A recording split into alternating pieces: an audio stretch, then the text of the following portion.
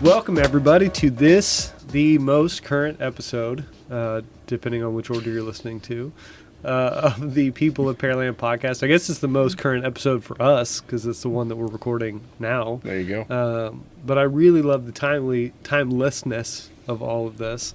I'm getting distracted. Welcome to the People of Pearland. I am your host, Josh Lee. And I am Joe Calderon, and today we have the great pleasure to be interviewing with Malcome Kennedy. The Malcome Kennedy. The Malcome Kennedy, yes. You know, somebody that, how long have you been here? When did you start with the city? Because I feel like you've been here longer than me. Ooh. I started with the city 2018. Oh, and, what month? August. Okay, I started in April, so I was only a few months ahead of you. I didn't know that. That's crazy. We've been here. Man, we grew up fast. That's right. We grew up fast. But I feel like you've been here forever. You know, I do. I always say, you know, it feels like I've aged in dog years. You know, some people can look at it as a bad thing, but you know, as an optimistic person, I've learned a lot, and the wisdom is definitely invaluable. I don't mean to be offensive or anything, but I am perpetually annoyed by your optimism because you are such a positive person. Like, I appreciate it. You're you know, like fit, like you're a like good, strong dude. You're super handsome. You're super smart. You're super positive. I'm like, there's got to be you got to have some sort of an Achilles heel or something like that. Like, it's just not fair, man. I look like a dime store version of Johnny Depp, and like you get all these features. Like, it's just ain't right. It's my favorite part when we're on like a group call before an event or something, and Malcolm always has like a little wisdom to end the call with. Is that because you're absolutely right. Like you have these, I mean, just great little silver lining type observations and you know, inspiring words for people. Have you always been like that, or is that a learned trait, or what? Where does that come from? I'm glad you asked. It is definitely a learned trait. I'm super introverted. And I wouldn't have known that either. Yeah, I'm very introverted, man. And not a lot of people look at, you know, you take the test, you know, and they say, oh yeah, you have a preference for this or that. No, it's not a preference. It is what it is. Mm-hmm. And for so much of my life, especially my younger life, you know, everyone would tell me, you need to come out of your shell, man. You need to come out of your shell. And I was just like, what do you mean? Yeah. You know, I didn't realize, and I realized, you know, growing into a man that, you know, closed mouths don't get fed. Simple as that. And you have to do certain things for yourself. So, you know, being here with the city and learning so much and seeing the people that have been successful, not only in a way to grow in this community and this organization, but to help. I learned that, hey, man, I've got to say something. And you never want to leave a situation, a conversation with anything that can help somebody else on the table, you know, because you may not ever get that chance again. Right. And thankfully, I've never experienced that. I can only imagine the heartbreak that somebody could go through, you know, thinking that, hey, I should have said this while I had a chance. But, you know, I try to take advantage of that and encourage others to do the same. You know, it's interesting you mention it like that. One of the things that I say in our new employee experience presentations, we talk about protecting the city of Pearland, the brand, right? You know, it's a living, breathing thing that not just the recognition of it, but also the trust in it. Right. And one of the key elements to trust in a brand breaks down to those individual touch points. Every interaction, every experience, every conversation I have with a resident, every time we work together, each one of those has the ability to either add to or take away from how people feel, positive or negative, about the individual and then the individual or the organization that they represent. And to that end,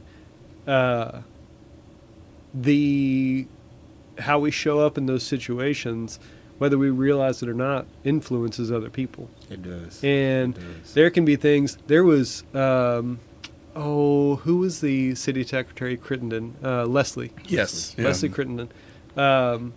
she, or was it? It was maybe not her. Maybe it was somebody else. Gosh, I can't even remember who it was now. But I said something to somebody at one point in time. They said, "Oh, I have to go do this thing," and sort of flippantly, I said, "No, you get to go do this thing. You have the opportunity to." And I mean, I joke, but I'm a silver lining type person. Typically, maybe definitely more cynical than you are. But I do like silver linings, and I like to look at things from an opportunity perspective, and I just sort of said it to them, but it shifted how they thought about the thing they were doing, and they had a more positive experience. It, candidly at the time didn't mean anything to me, and I didn't think about it like that. So I guess from your perspective, do you see the fruits of that labor of your experiences, showing up? I mean, the influence that has, the example that you set, I'm sure that it bleeds down into the team, into, that's sort of infectious in a way, I would think. Yes, absolutely. Definitely for my team. And I'm sure the guys, they talk and they say this and that, man. But one thing that really excites me and that makes me feel proud is they can come and talk to me about anything at any time. Every morning. I know Dante has said it before, and really all of us on our side of engineering and public works and the right-of-way side, we all practice. In the morning time, if you guys ever come over early, you'll see us standing outside, right? Number one, we're outside. We like to be outside in the elements, is where we came from. But, we do that so we can see the guys and so the guys can see us. And we always tell them, we're not spying on you guys. We're not seeing who's doing what. We like to greet them. We like to talk to them. We like to ask them how their morning was, how the weekend. We talk about the game. Sorry, Texans. And we just kind of go through the normal things, man, and they feel comfortable. Nobody feels scripted around us. They don't, have to hide anything. And even outside of that, man, just outside opportunities, we try to teach them. We have safety meetings, right? We don't just talk about safety in our safety meetings. We talk about real life. If you're going through something, here's the EAP. This is who you need to contact. These are the resources you can use. The TMRS, the Mission Square retirement, we encourage them to go to these things. And then we give them realistic scenarios that maybe we've been through or somebody we know has been through to kind of help them build. And then just develop a life for life after the city, and let them know it's a career, right? So you're not just coming here and showing up, going to work, dude. Don't be mad at the older version of yourself when you leave here, or at the younger version of yourself. Sorry, I got that backwards. I say it all the time. But those are words to live by. Oh, yeah. You know Absolutely. what I mean? It does interest me, and it's something that I think about pretty frequently. I mean, we spend so much of our time at work. It is, and especially in public service. I see how hard, all of the individuals who work for the city work, but it's such an important part of our existence. It's impossible to not bring yourself into it, your whole self, and for it to not be a big part of who you are as a human being. And I think that's a tricky thing, and that's a really difficult line to walk, to show up as your whole self, your whole human being, and then balance that with things got to get done. You got to be productive. Sometimes you got to write people up.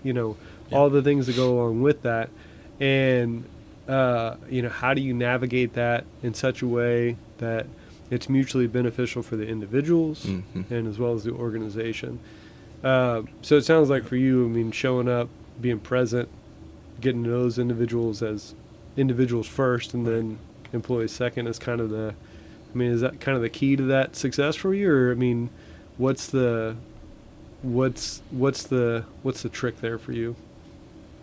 As a simple individual, I think if you do everything out of good intentions and you show that you care and you take pride in what you do, use that as your foundation.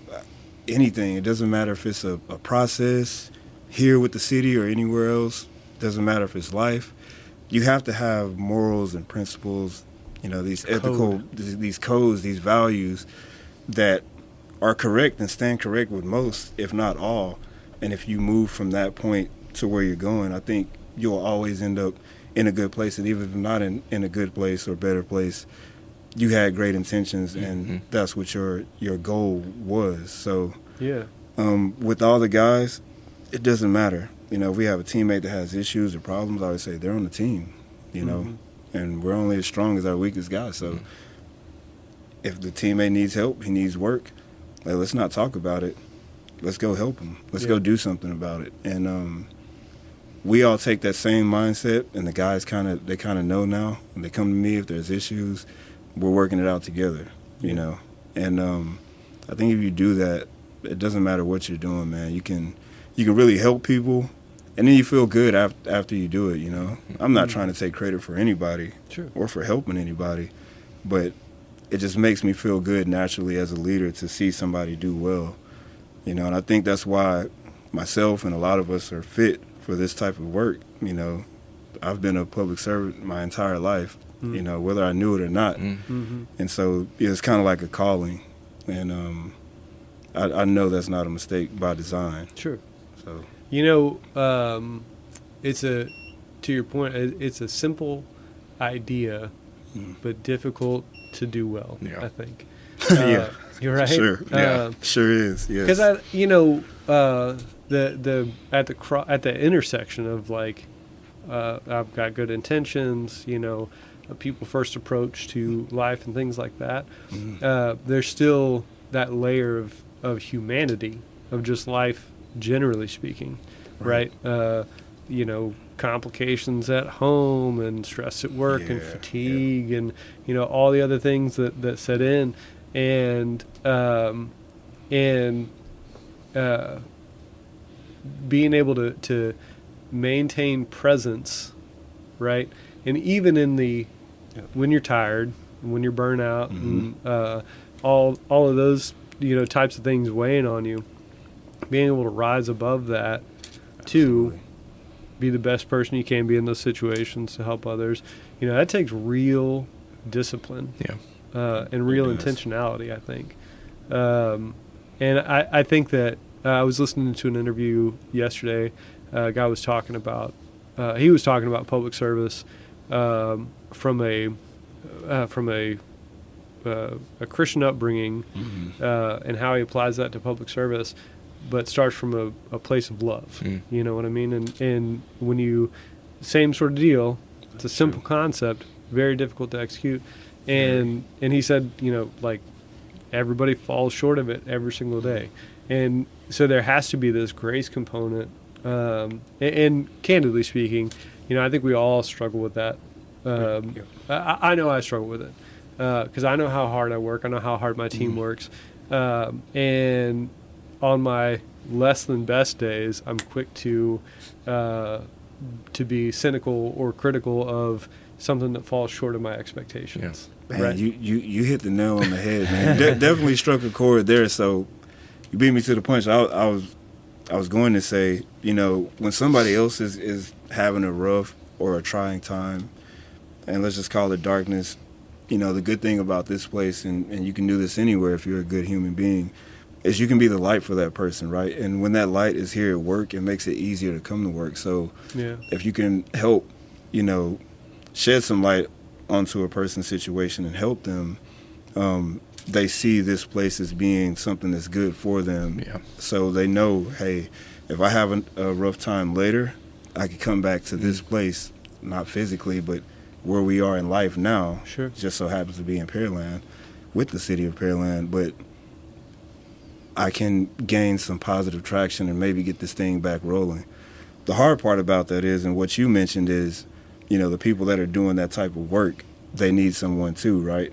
And so when those times get tough and they get hard for that person that's bringing the light, when others fall short of their expectations, how do we react, Right. And a lot of the times I find myself taking my own advice that I've given to some of the guys. I'm like, what kind of hypocrite am I if I don't take my own advice? Sometimes the guys will ask me stuff and it just comes out and I'm like, that was good. I need to do that. I need to do that for me. It happens, and I'm just like, that was good. Yeah. I need to use that. So, you know, I do that sometimes, but the main purpose and principle is just to make sure that when folks come here, it's a place they want to be, you know? Yeah. And we help teach them and grow, and then, you know, we want to see them go on to do better things. So, I think gone are the days for sure. I see a lot of longevity here in a lot of specific situations, but it's much less likely that somebody's going to spend their entire career with one organization.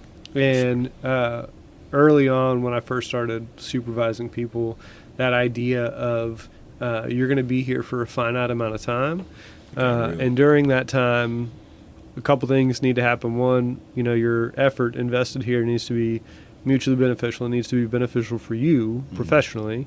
It needs to help build you to whatever that next step is going to be. So we have to think about that. And it also has to be beneficial to the organization. You're here for a reason, right? And so how do we line those things up? And, I think it's a formula that's worked well, at least in terms of creating a focal point. And to create a space where, I hope people are comfortable talking about long term, right?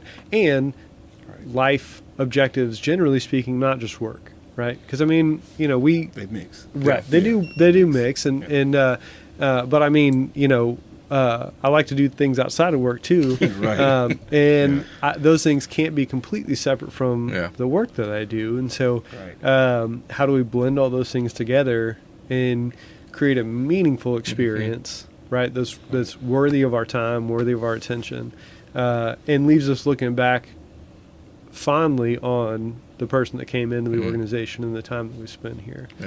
And so, again, every day is an adventure. Some days are not as good as others. We were talking about it earlier because there's a potential winter event coming our way.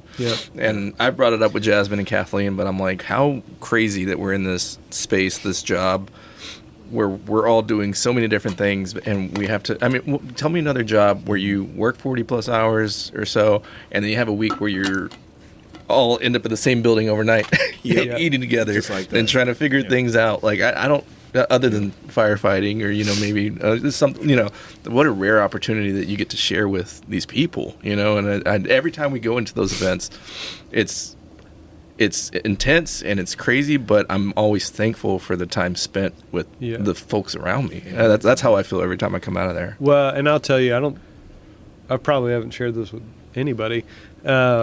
Gosh, I'm going to share it with the audience for the first time. But leading up to, I remember this very specifically, leading up to Enzo, was it? Yeah, Enzo last year. I guess coming out of the holiday season, going into that event, that period of time, I was just grumpy. Like, I wasn't like... I was just irritated with work-wise, just irritated. And surprisingly, that event snapped me out of it because it was one, I really appreciate when we have those opportunities like that. And it creates a focus that you don't otherwise get because on the day-to-day, everything floods in and nothing gets priority because there's nothing that says, like, you got to do this. Did you listen to us talk before you came in here? We talked about the exact same thing. Really? Dude. Yeah. Yes. Wow. The exact same thing about it being so crazy, but you hate when there's a disaster, right? You don't want loss of life or property or anything, but the coolest thing about it is we all come together and we have pretty much one overarching common goal, and that's to make sure everybody's safe and let's get through this. And it makes things so much simpler. Simple. And I guess that's one of the things that I like about it. And part of it, we've got to do, at least on the information side, enough activations together that it's a pretty easy transition for us to go from regular daily life to an activation. And everybody knows where they're supposed to go. Everybody knows what to bring. Everybody knows what snacks they like, all that stuff. And we know it's going to be 12-hour shifts, sleeping in the PSB. Don't know where we're going to be during the day. Inside, outside, around Pearland, whatever. And yet, it's, I don't know, weirdly an enjoyable experience. That probably says something about me as an individual. Right. Yeah. I agree with that. It is stressful to a point. Like I said, I do enjoy the us coming together and being able to work uniformly as a team. But for me, another part of it, man, is being like an adrenaline junkie. Yeah. It's crazy being out there, man. Can you imagine being on like Bailey Bridge or Pearland Parkway, man? And you're just out there. Hey, no, you don't do. Hey, do this. Come this way. Do that. Yeah. Actually, just out there, man. One of my favorite It's pictures from that activation is y'all got a front end loader on Bailey Bridge, and I think you're supervising we it. talked about that too. We talked about Yeah. that too. Man, that picture Yeah. gets me every single time. It's so. It's fun to be in the mix with the guys doing the work that we were just born to do. It's fun. And it takes me back to when I was in the field working in parks, right? Being out there and looking at a property before you get to manicure and maintain it, and you're like, all right, I know what this thing needs. And nobody's there. We get there early.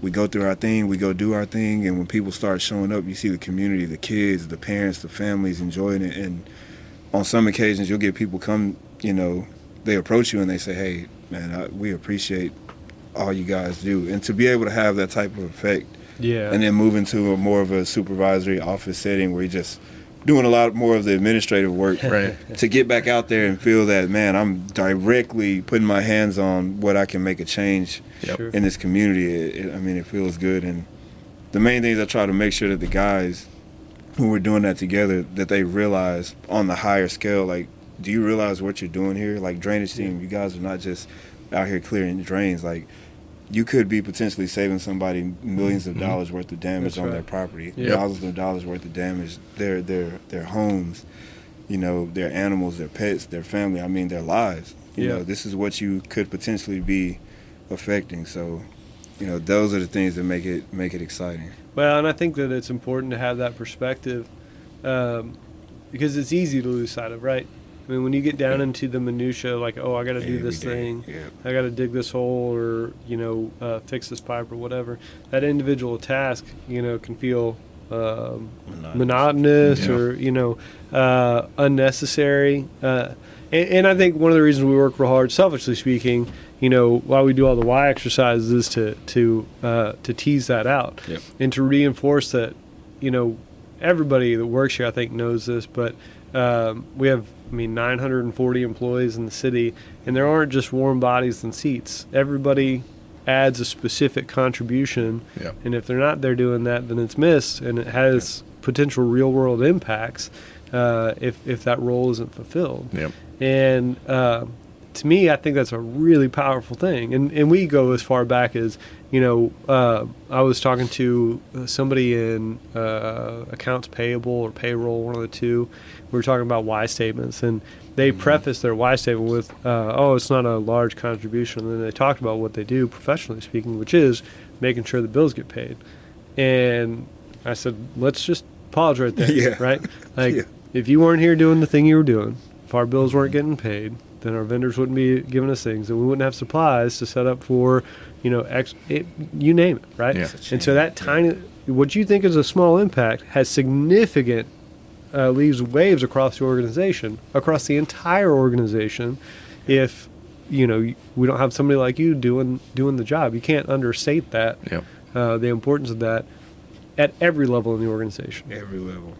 And I that's one of the things, like, it's inspiring, especially when people understand that, and they bring that energy to work. To me, that's one of the greatest things you can do as, let's just say, as a maintenance worker here, entry level, just coming in, to have that positive attitude and know that you mean a lot more than what others may think, and then that gives you the opportunity to kind of slide through the ranks and say, hey, man, I've been here, I'm going to be solid, Yeah. and I'm going to be here. Yeah. You know. So I was just gonna say 7 years with the city. Yeah. Let's talk about where you started off. Yeah, that's actually what I was and going to get into. So I was curious about that. Yeah, the growth over time with the city. Man, so before all that, did a whole bunch of stuff, college football and pro, and then Pearland just showed up on the map, man. And That blows my mind. First of all, hang on. So you were a professional football player. You played for the Saints. Saints. Okay, yeah, that's right. That's right. I didn't know that. And then you're like, I'm gonna go work for the city of Pearland. Like, how lucky are we? How lucky am I? You know, I'm serious, dude. Like, I had other small jobs in between, right? Because when you're an athlete and you're working you're playing your whole life, you have no job experience, you have no credit, you have nothing. So when it's time to transition from ball to real life, you have no credit, no anything. You got to find somewhere to start. And what do employers want to see now? Most of them want to see experience. Yeah. You know, even a degree to some, you know, which I have, my RPTS, Recreational Park Tourism Science from A&M, that still only holds so much weight, right? Sure. Especially as an athlete. I didn't get to practice much of that. So I didn't even think about that. Right. yeah, you're starting at zero, dude, and you know, really all you have is what you learned previously, right? How to wake up early, work hard, be first, learn as much as you can, right? Those are the things that you do to compete for a position on the field and maintain that. Yeah. You bring that to the working world. People can't see that. You have to prove it, right? So, you know, But clearly, you have a strong work ethic if Absolutely. you're capable of playing in the NFL. I mean, and sometimes for some guys it doesn't like a lot of guys will, you know, even, you know, teammates that I had, you know, it's the league or nothing for a lot of them, right? And so for that reason, the part that they tell you when you're a student athlete is to get your education, right? Because you never know. Nobody thinks they're going to blow their ACL. Nobody thinks they're going to tear their Achilles. Right. Nobody thinks that they're going to have Think too you're many bulletproof at that concussions. age, yeah. Right. You think you're bulletproof. And so some of the things that should be important in life sometimes aren't as important as what they treated. So, you know, thankfully I was raised to understand that and went through the whole process knowing that football is my caveat to a better education and a better life after football. So had 2 or 3 jobs before Pearland, just getting some experience, and then I saw the job post for like parks maintenance worker, and I was like, oh yeah, cool. So, you know, I put it in, you know, a couple weeks passed. Chris Bickham called me, hey man, you still it was so casual. Hey, you still thinking about coming? I was like, yeah man, what's up? And then so I was like, yeah, when can I come in for an interview? So gave me a date, came in, and they went through everything, dude. And Al Gonzalez, who was still here, he was in my interview. Tracy Jewel, she was in my interview. Kevin Carter. Awesome. And so all of them are still here, right? yeah. And of course Chris. And so they're telling me all this stuff. Oh yeah, man, you work at 980. Oh yeah. And compared to football, I'm like, what? And I'm laughing. I'm laughing in the interview, like, oh, this is candy. I'm gonna come rock this, dude. And so they're telling me all this stuff, and I'm like, man, how can people leave? How can people not, you know, take advantage of something like this, dude? This is crazy. Like, great opportunity. So I You get to go play in the park all get day. to go to the park, man, be outside, work with a crew, the team. It's just like having, you know, I told my guys when I became a crew leader 6 months after being hired, you know, I went from maintenance worker to crew leader. I told them, man, dude, we're like soldiers, bro. Like, if we're going to war, I want all you guys to be ready. Like, y'all don't have to sit in the back seat. We're all walking the line. So, you know, I want us to get out the truck when we go to service a park and people look at us and say, man, all those guys mean business. Yeah. You know, I thought that was just so cool. So That's awesome. You know, fast forward to about a year and a half later, you know, I thought this place was so great. The wastewater guys, they were looking for somebody, and my neighbor had built Barry Rose, or no, they built a Reflection. Oh, Reflection. He Bay, worked for Aquadrill International, and so he wanted a job. I referred him here, and I was going to go talk to those guys to ask how he did, and Dante was there, and he was like, we're not talking about him. What about you? And I was like, what do you mean? What do you mean? And he's like, man, we got a supervisor position open in streets and drainage, and we heard about you, and we want you to come over. So dude, I faced the hard. I was like, man, this is tough, dude. This is tough because I love it here in Parks. Yeah. I know I got my plan, but this would be a great opportunity as well. So ended up moving over there to Public Works and been through a lot since. But man, just coming here was one of the best decisions I've made. I mean, I know there's like this not joke of like Parks being, you know, the cultivating ground for Public Works. And I like to make that joke at job fairs, and Parks does not find it funny at all. I know, like, they dude. never think that's funny. It's crazy. Sorry, Parks. Sorry, Carrie. I'm sorry too, man. I'm sorry. I still love you guys, man. I still love you. I will do anything for you. But so were you? Are you from this area originally? Or are you? I'm not. Okay. So I'm from East Texas, Nacogdoches. Oh, yeah. The Piney Woods. Good old country boy, man. I like some outside trees and nature and doing the thing with the animals. Oh yeah, man, the snakes, dude. I never get tired of them. Yeah, you got out there. They have those. One of those. It's a type of protected rattlesnake. It's called a timber rattler. Yes. They're federally protected out there. Yep. Which is why I don't spend a lot of time Yeah. in East Texas out there. That's funny. Mess with those. So what brought you down here? Did you come down here for the job, or you already lived in the area? So that was kind of the thing. After I left from New Orleans. I went back home to East Texas, and then I went to College Station to train because I was going to train to come back to the league. Oh, wow. And, you know, I just had this epiphany when I was doing that, and, you know, I just thought about it, and I was like, man, So I came back out here while I was thinking about that. My uncle lived in League City at the time. Oh, okay, yeah. And so I moved with him, got a trainer and all that good stuff, and started working on coming back. And then from there, I was like, man, what am I doing, you know? Yeah, you just have that moment, man. It's just like, why am I to be an undrafted free agent? And I'm like, I don't want to be in Green Bay one week, you know, and then be in Tampa the next, and then Detroit. I'm not trying to do that. Because you could have you could have done the rest of your career, quote unquote, in the NFL, and then, you know, done something after that. But and there's a lot of volatility there potentially. There you go. Yeah. And that didn't match where I came from. Sure. In East Texas, hometown, same thing, not much change, right? Yeah. Slow, morals, traditions, values. What is A&M known for? Right. Morals, traditions, and values. The league, not so much. Political, right? Yeah. Cutting this guy, cutting that guy. We're making cap space. We're doing this, doing that. Oh, sorry, you're out of New Orleans and you're in Washington now. You know, and so that I need a place where I can get there. I can plant my roots, right, and I can grow, and then I can help others grow, right. If I'm on an NFL team, you know, and you're paying a guy more than me, but I'm better than him. I saw that situation, right. I'm beating these guys out, guys that I thought were rookies in the league. They've been here. I know the playbook. You know, Sherman and Sumlin taught us that, right, but I was like, man, this is not my place, you know, and I'm never staying anywhere that is not appreciative of me, so I can be appreciative of that place. Wild, so crazy. I got out. The money didn't matter. Yeah. And then I'm saving my body on top of that, right? Not having to worry about all the injuries and stuff. But I just figured I could be more effective. Quickly, I'm sure. Oh yeah, definitely. Yeah, I got buddies that still play. Mike Evans is still playing. Teammates with him.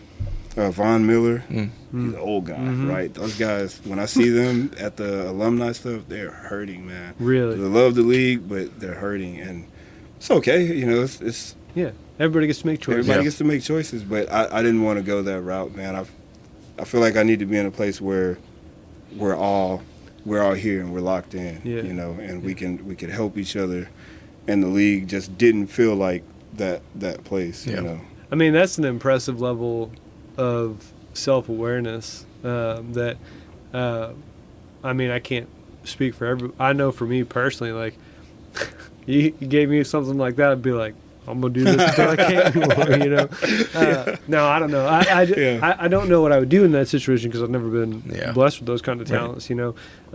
But that is really impressive to me, and obviously, I mean, for our organization, I'm thankful that you made that choice because we're certainly better off because of having you here. I appreciate it, man. So what was So you played for the Saints. You had to live in New Orleans too.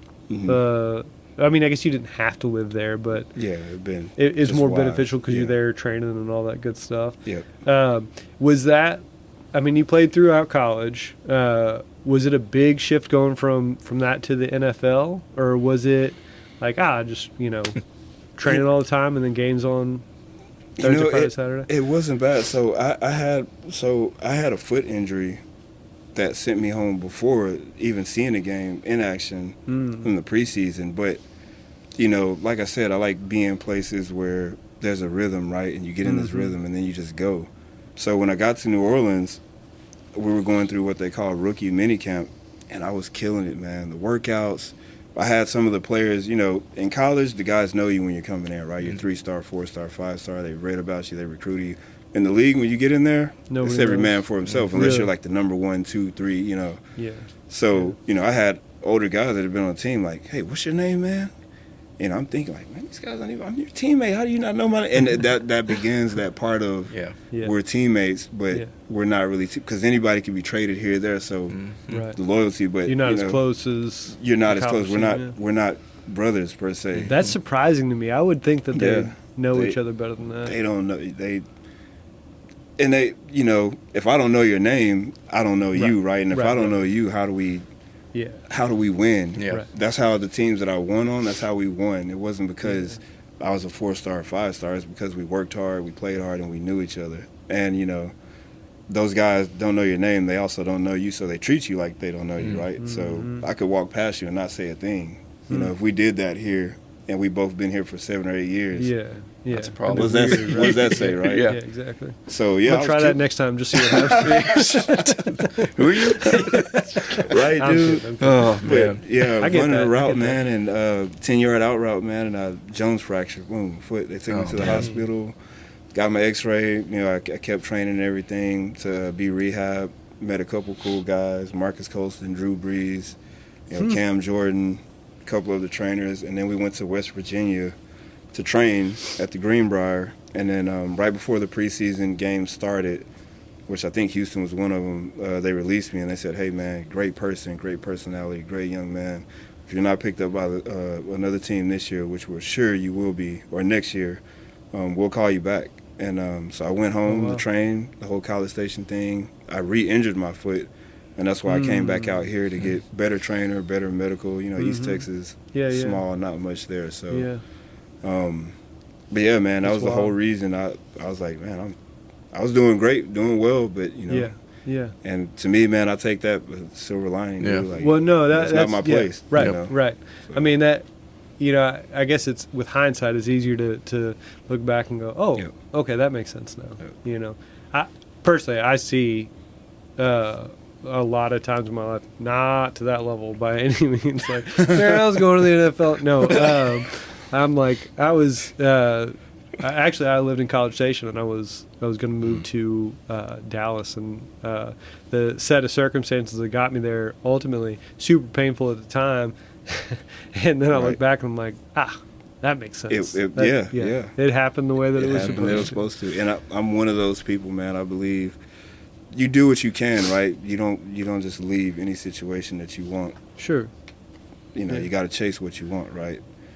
Put good intention behind it. But, when things like that happen, I'd never been really injured before, never broke a bone before. Dang. Right? And just running a simple 10-yard, if somebody had hit me or something. Different. Yeah. But to me, man, I'm a spiritual person, I believe, and I'm just like, dude, that's all I needed, man. Yeah.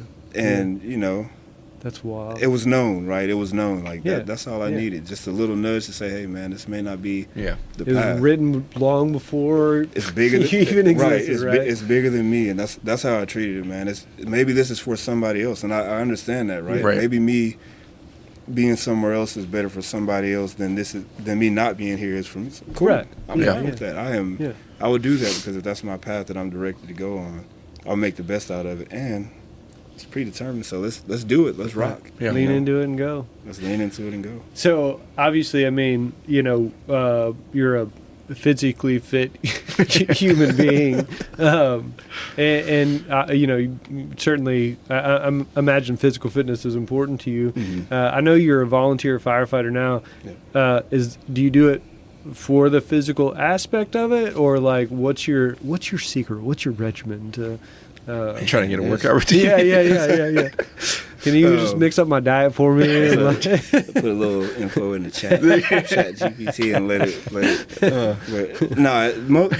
I started volunteer firefighting because once again the signs, man. Like so many people would come ask me, "Hey, man, are you ex-military? Are you this?" And I always said myself, man, if I had a second lifetime, I'd be somewhere in some service branch. You know. Sure.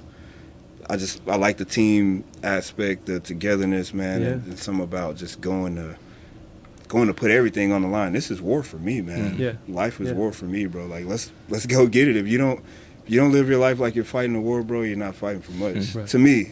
Yeah. So, you know, I always thought that was cool, and being able to serve another community, the physical aspect, you know, I think being in the office more now, I don't get to go out and do as much, so in my spare time when I volunteer, there it is. And then also one of the main reasons was so I can look at how a new organization looks to somebody who's been there and who's upcoming, right? So when I look at my leaders, my captain, my lieutenant in League City, I think about how do I look to my guys, right? Interesting. Am I doing what I need to do to make sure that they get what they need? You know, the new processes, right? I've been through it over here, so I have the background to say, I understand, God, they're government, right? Both of them local government.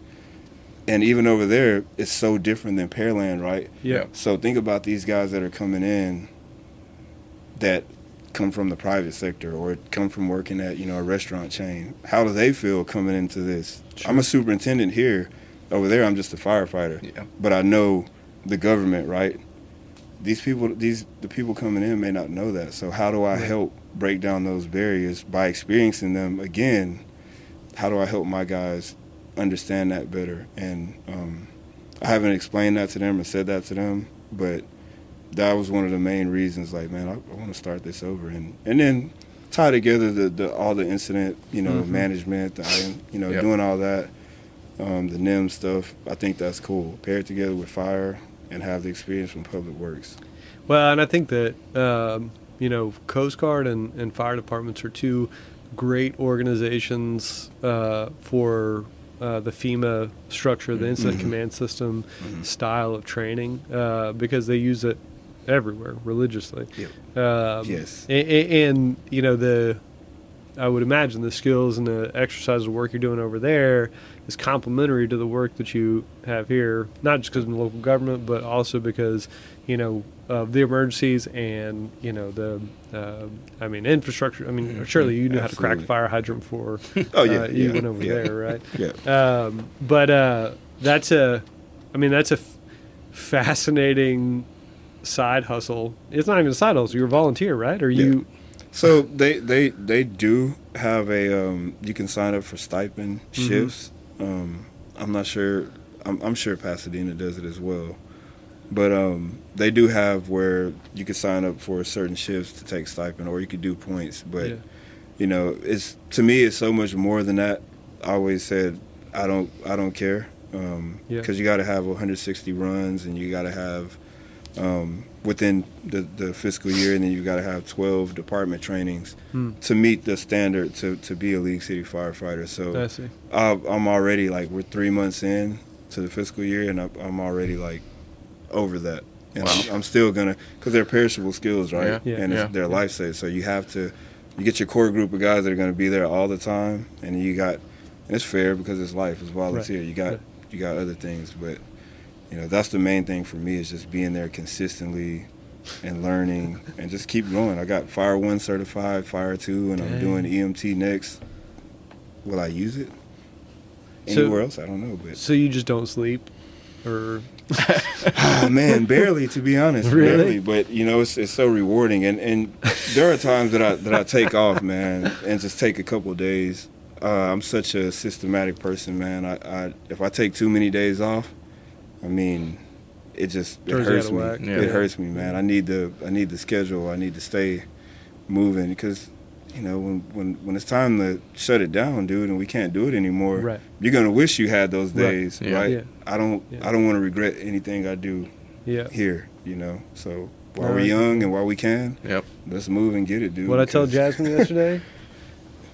Make hay. Hay while the sun shines. That's oh right. yeah, nice, That's nice. right. Make hay while That the sounds sun like shines. a old East Yeah. Texas country That is term. country. Better make Yeah. you better it's work just- while the sun is up. It's a When it finite goes amount of down. time, man. Mhm. And And it'll go like that. yeah, Yeah. yeah, it happens in a heartbeat. So I have appreciation for that for sure. I do. I mean, it's probably undiagnosed ADHD, but I struggle to sit still Same. because Same. I don't want to miss out on anything. You know what I mean? Like I'm gonna have plenty of time to sit still when I'm old and fragile. Yeah. You know. I think the same way. So I dude. might as well do the stuff now. Learn all the things, weld all the projects, you know, ride all the Adventure. motorcycles. Yeah, I mean, man. just do it all. Yeah. do it. I mean, you look at photos of yourself from just a couple years ago, Oh yeah. and when you see that timestamp up there, you're like, man. And you think about what was I doing then? How did I feel? What state of mind? I look happy, or I look wherever you came from, and it's like, man, I'm this much further away from that. Yeah. Like, and all I'm doing is putting time day by day, hour by hour, in between me and when I was that person. Yeah. You know, so let's do what we can so we can look at those photos and say, man, I was Yeah. good, and I'm still good. Joe shared a picture the other day of me. I think it was pre-pandemic. It was me and Kathleen, beardless, short hair. It's a different- you're like, man, look at And me. it's That was a different man. It's a different person Yeah, altogether. dude. Yeah. And I had the exact like that was the time. That was a time, You know? yeah. Yeah. And I don't regret any of it, you know. I think I like who I am now more just because Yeah. I've, you know, evolved that much more. But I'm definitely older. Right. You know? And I think the better part of us always sees mainly the positive. I know, at least for me, when I look back at photos, I see the positives. I don't really too much remember anything that I had any issues or you know. Yeah. So I appreciate it. So you're an adrenaline junkie too, you said. Absolutely. So how do you get your fix? What's your Structure, fire, tone. Yeah. does that really work? It does. It does. It just. I've always wanted to run into a burning building. Man, dude, it I don't know. It's just like getting ready for a football game to me. Yeah, yeah. You know, you hear the tone, everybody. I Suit mean, no up. matter what the guys are doing, no matter what, if we're training, if we're sitting there, if we're watching TV, if you're cooking, it don't matter. Yeah. There's nothing more important than that tone at that moment. And to see everybody, I mean, even when I was in academy training and I see these guys, like, man, I can't wait to do that. We'd be training, I mean, live burn, fire, we got going here, structure, fire, tone, drop. Doesn't matter, fire alarm, whatever they got to respond to. Everybody's tone goes off on the active alert, radio, same time, and they all stop and then go. Stop just like that and go, and I'm like, oh, man. You get chills, man. Yeah, yeah. And to respond like that together, all for one purpose, man, it's such a rush, man. It is such a rush. It's a sight. Yeah, that is, it's cool. crazy. Yeah. It'll get you up. Yeah, guys jumping to get in their bunker pants and, you know, getting geared up.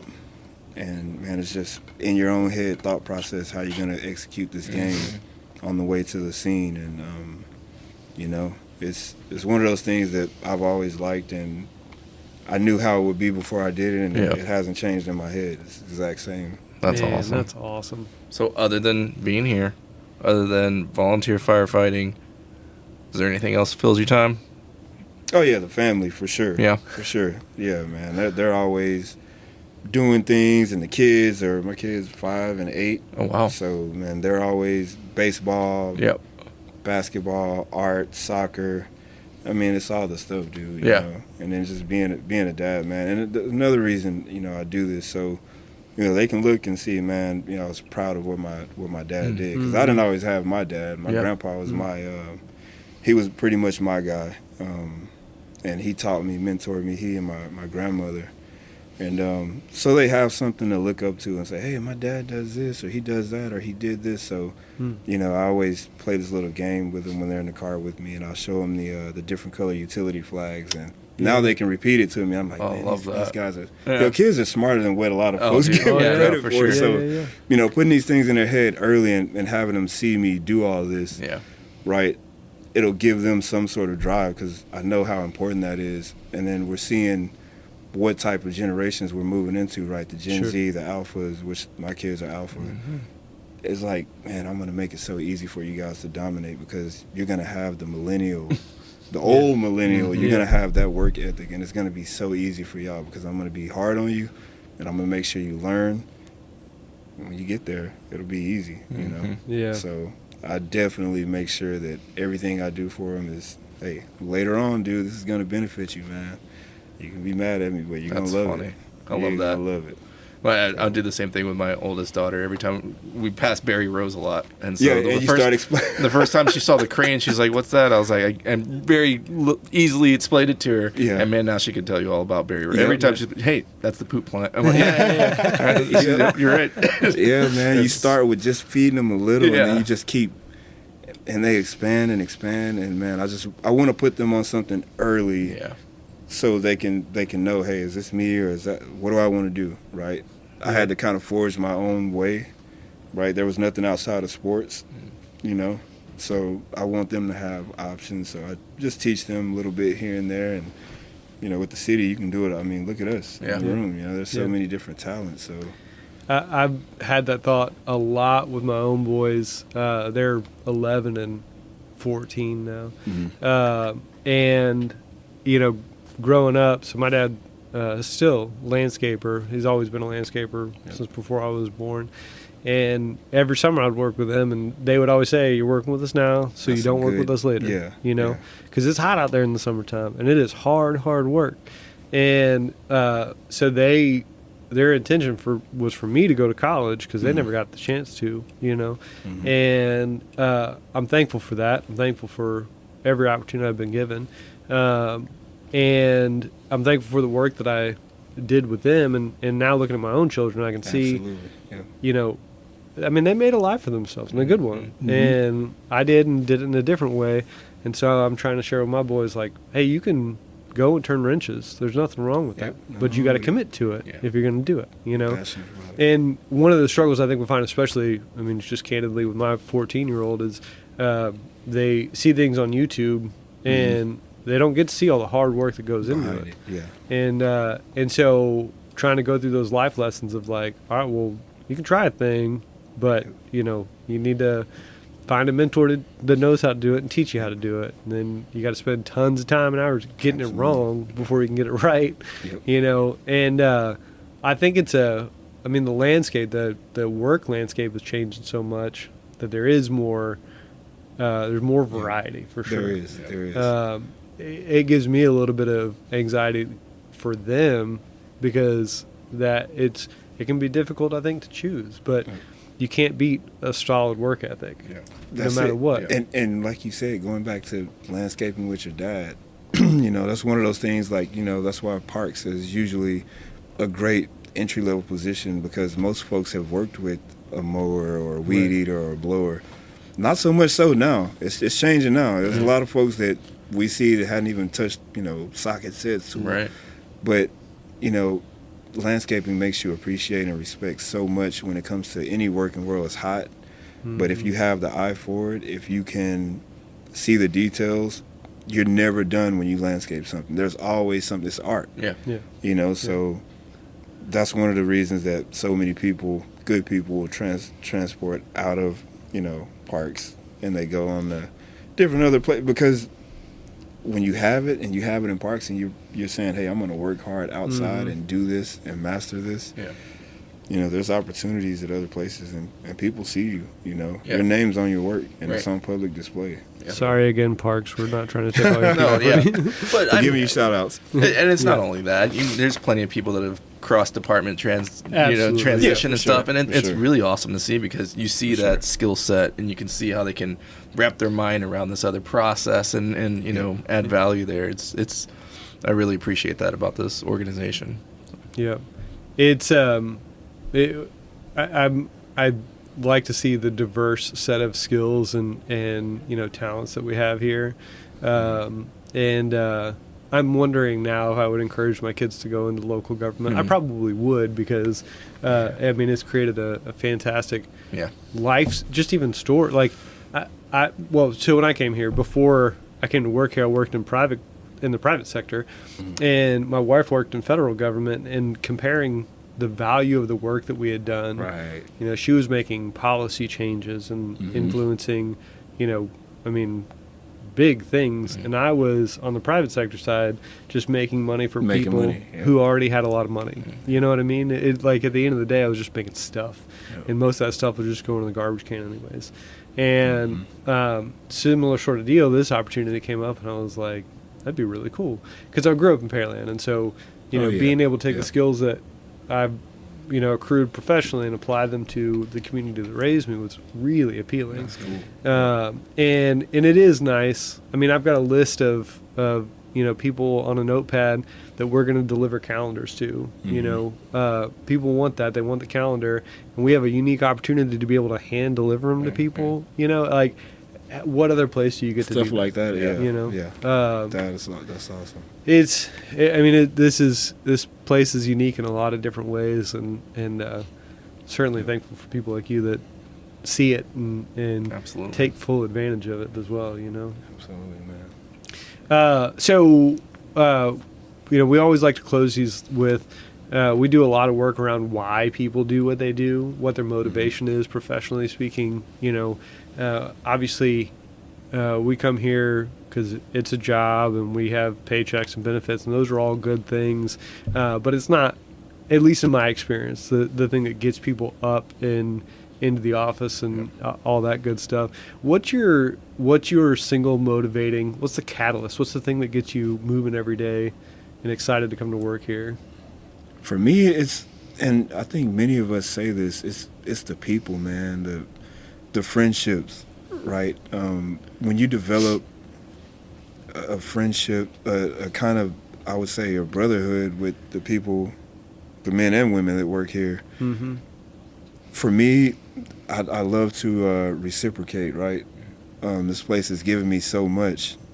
When you come here, it's like, man, when I'm not here, I feel like, oh man, I'm letting somebody down. I don't know who, but I'm letting somebody down, and so it just makes it like easier to come here. And like I said earlier, man, we stand out to meet. Like I can't wait to get here in the morning, meet the guys, give them the plan, and when we execute, man, it's like winning a game for me. You know what I'm saying? Yeah. Mm-hmm. Like going and competing on the field is one thing, but like life is my new field now, right? It's not football. Yeah.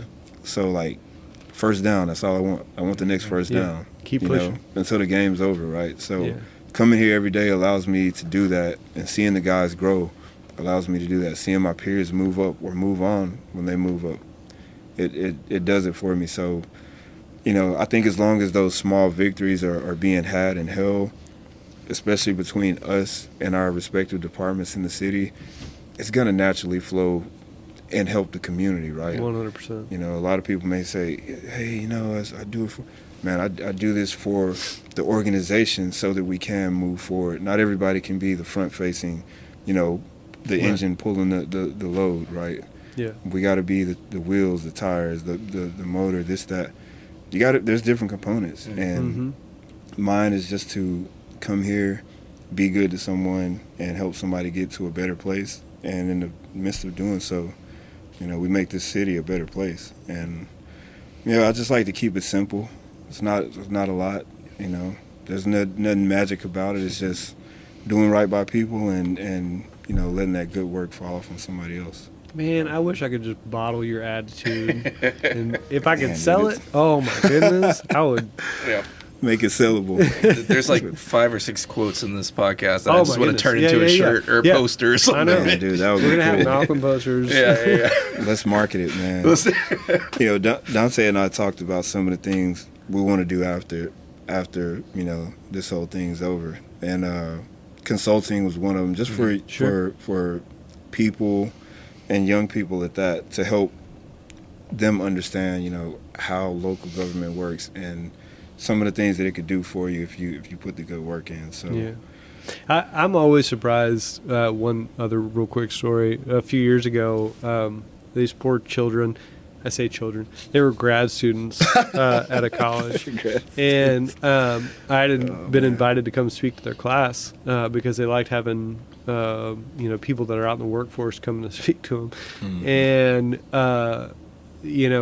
I was intimidated because these are smart kids. And not children. I mean, they're grown adults, but still, they're young. And so I was like, I don't even know what I can provide them that would be of value to them. And so I went in kind of open-ended and said, look, I'll give you my background, but I want to leave time for questions so I can make sure I address things that are important to you. And so I just gave them a brief, overview. And then one girl raised her hand and she said, how do you get a job? And I was like, oh, like you don't know what you don't know until you know it. And these are marketing people, and like they're trained in being able to market things, but nobody's taught them how to market themselves. And that idea that like it's easy to take for granted the things that I've been taught along the way. And there's a real importance to not, talk down to people, obviously, but to make sure that we share the lessons that we've learned to bring, those up behind us so they can do bigger and better and grow on and grow out. And so I think we need more people like you to share that tribal knowledge. That's right. Man. We appreciate you coming on. I great. appreciate you guys for having me, man. Like I said, I've always wanted to be on this thing, but you gotta speak up, man. You have to. No, it's not honorable unless you are invited. You have to be invited, man. Well, you've been on our list since day one, man. Yeah. We appreciate it. Yeah, I could keep going. Guys. I mean, that was a whole hour, but I could keep going. I know. Maybe episode 2. Come on. All right, yeah, hey, cool. Part 2 with Malcolm. That'd be awesome. All right, well, thank you all for listening. Thank you, Malcolm, for coming on. And I guess we will see you next time.